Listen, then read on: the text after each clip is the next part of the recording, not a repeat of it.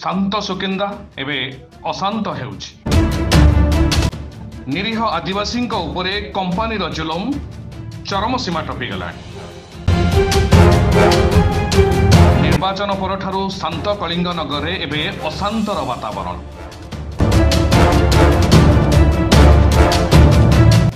तृतीय कलिंग नगर गुलिकांड को निमंत्रण करुछि बोली आलोचना हेउछि। कंपानी रे जुलुम एठी अनायत हेबाकु बसिलानी। निजर हक दाबी करुथुवा निरीह आदिवासी विस्थापित परिवार माने एबे शोषणर शिकार हेउछंती।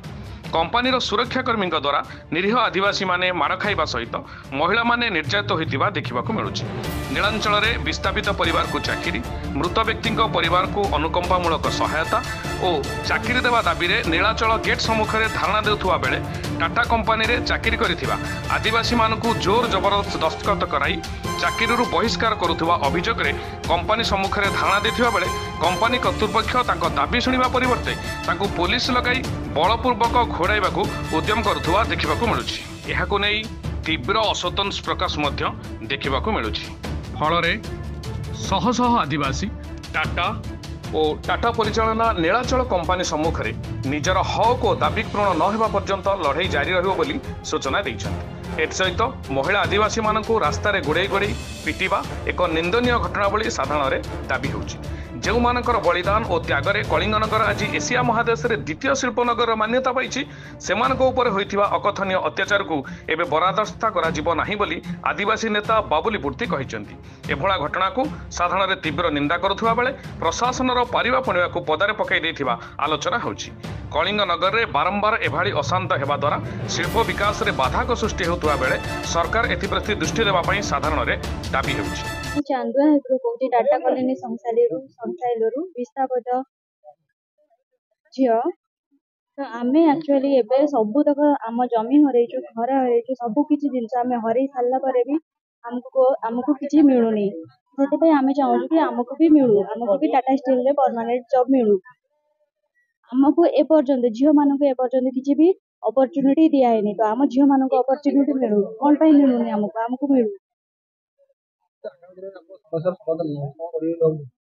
आमे चिरदिन पई एठी बसिबू ए पर्यंत समाधान हैनी यार।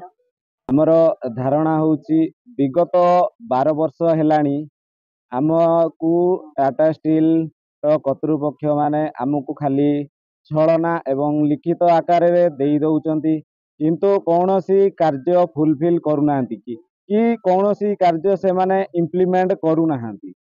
2012 रे लिखिथिले कि आंबे माने जो 2012 जाके जो भाई माने 18 वर्ष हेइचंती तांको पाई स्वतंत्र परिवार सहित जो सबू परिवार तालिका रे अंतर्भुक्त हुअंती जो सबू सुविधा मिले ताहा मध्य मिलुथिला। तापरे 2018 रे ताकू बंद कर देले एवं जो चाकरी भी देबा कथा ताकू भी मध्य देले नहीं।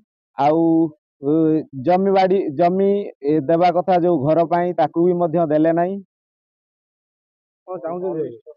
आमे चाहूँ कि ताहा मध्य लिखित आकार रे देइचंती तेणु ताकू भी मध्य इम्प्लीमेंट जल्दी ही करांतु एवं आमर एबे जो 5टा दाबी दिया हेइची ताकू भी मध्य फुलफिल करंतु।